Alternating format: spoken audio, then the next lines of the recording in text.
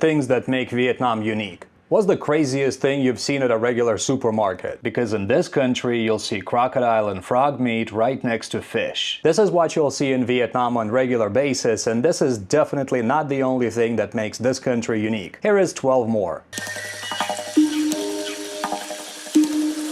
Hey everyone, my name is Martin, and before we continue, please don't forget to hit the like button and subscribe to the etched channel for a lot more on moving and living abroad as an expat or a nomad. So if you ask anyone who's familiar with life in Vietnam what the first thing that comes to mind is, they are likely to say motorbikes, and they will be right. There are approximately 45 million bikes in the country, with 86% of all the households owning at least one, and life generally happens on two wheels. There are so many bikes that it looks like total chaos, but somehow it flows. No road rage, no constant crashes, looks like traffic ballet. It never stops either, even if you're just a pedestrian crossing the street. And people ride bikes everywhere, on the beach, on the sidewalks, and even in the market. You'd be surprised how many people you can fit on the bike, by the way. Take a guess. 3? Sure, but that's not the maximum. 4?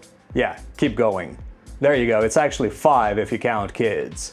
But this is actually fairly common in other Southeast Asian countries such as Thailand. What makes Vietnam unique, though, is just what people are able to transport on motorbikes. I've seen cages of birds, doors, mattresses, and even wardrobes. And as you can guess, people can deliver just about anything, and it will be on bikes. If it physically fits, and sometimes if it doesn't, it'll go on a motorbike. In fact, people run businesses on motorbikes, with many motorized vendors selling anything from banh bao buns or Vietnamese pancakes to stuff like brooms or balloons. And after a busy day delivering stuff, why not take a rest and chill, or even have a nap?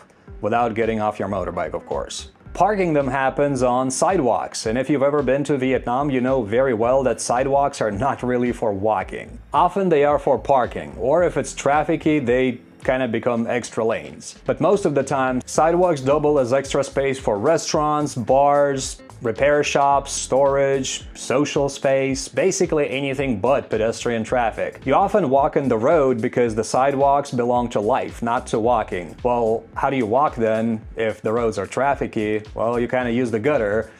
Or you get creative, you improvise. It's not going to be a straight line mostly because, well, why would you walk anyway? Just get on the bike. Speaking of bars and restaurants, yes, the way they expand their area is just putting chairs and tables on the sidewalk for people, but these are not regular chairs. They're these tiny little chairs that always raise questions in foreigners. I've asked around and I've gotten different reasons for why people use these tiny chairs to sit on. I've heard that this way restaurants avoid paying higher taxes, though I kind of doubt that. I've also heard that people like to kind of be close to the earth when they eat and socialize, so the chairs are low. If you know the real reason for why that is so, please write it in the comments. I would love to know. But if you're in Vietnam, practice sitting on those. Sure, you'll lose blood flow to your legs, but you'll get massive street cred with the Vietnamese. But going back to taxes, or rather what they affect, I'm sure you've seen how many narrow buildings there are in Vietnam. Well, the story behind this is that in Vietnam you don't really own the land. The people do, and the government takes care of all the managing of the land. And what that translates to is that people used to be taxed based on street frontage width of their buildings, and that can be pretty steep. As a result, many buildings you will see in the country will be rather narrow. They're called nhà ống, or tube houses. Nobody taxed the number of floors, just the land, so it created a pretty unique architectural image for the country. So this is another thing that makes Vietnam different. It kind of makes sense though, because now there are over 100 million people living in the country, and the number keeps going up. And maybe because the country is so densely populated, but definitely partially because of the hot and humid climate, a lot of life happens outside. Aside from the aforementioned bars and restaurants, people generally chill out in the open. You can get a sandwich, a shave, a bike tune-up, and a haircut without leaving your street corner. And this is how things are done in Vietnam. All the bars and the drinking happens outside as well, as I mentioned. But if you think Vietnam sleeps in afterwards, wrong. Every morning people come out to do gymnastics, and it's also all outdoors. Kids run around, people hang out and socialize, it's always outside. And people are generally pretty active, and it's encouraged. For instance, they have pull-up bars and bars for doing dips installed just about everywhere, which is great because you'll need all that fitness just to survive the climate.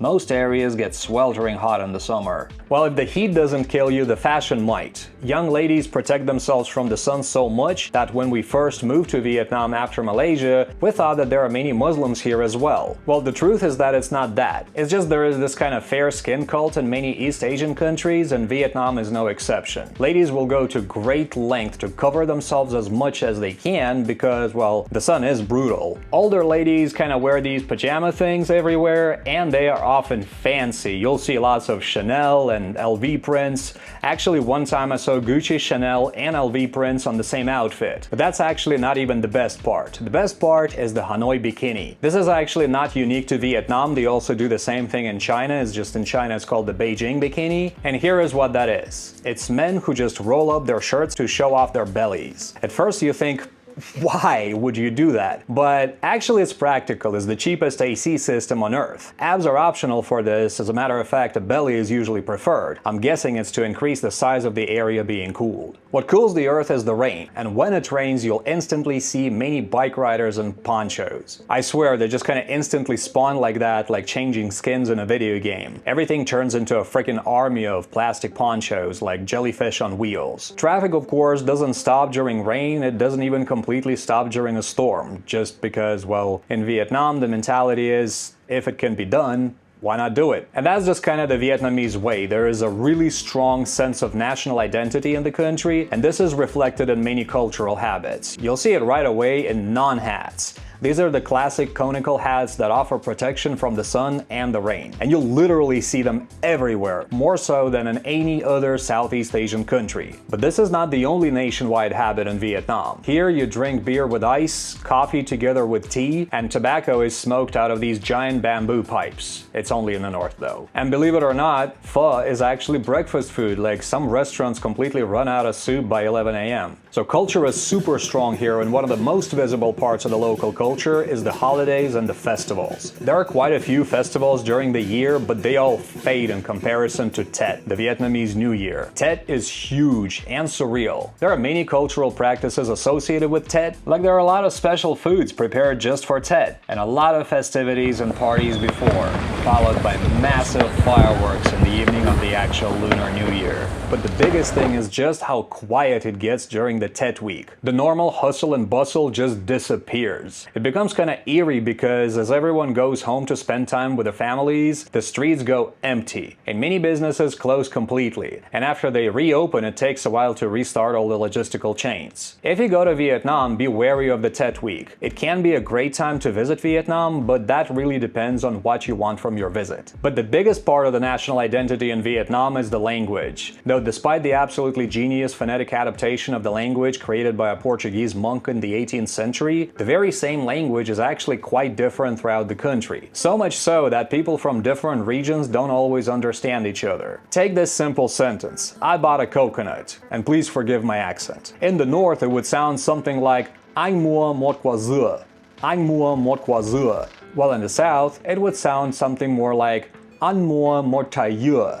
Anh mua một trái dừa. As you can see, even something as simple as that is completely different. Imagine what happens with more complex sentences. In fact, one time the Google Translator couldn't understand our taxi driver from Hue at all. There aren't many countries out there that are like that. But what makes Vietnam especially unique though is the linguistic hierarchy of pronouns. There are many ways to say I or you in Vietnam, and it really depends on who you're talking to. If you look at just about any dictionary, you'll see toi for I and ban for you, but these are really formal, and most of the time you'll actually use one of the pronouns based on age. You'll use em if you or the person you're talking to is younger, then anh is used for males if they're slightly older, or te is used for females if they're slightly older. But it doesn't stop there. There is actually a whole system, depending on if the person is slightly older, quite a bit older, or a lot older than yourself. There are even obscene pronouns that you should never ever use unless you want to get into a fight or are really super close friends with someone. These pronouns are tao and mày, but I didn't teach you that. So if you hear a taxi driver call for you yelling, "Hey you,"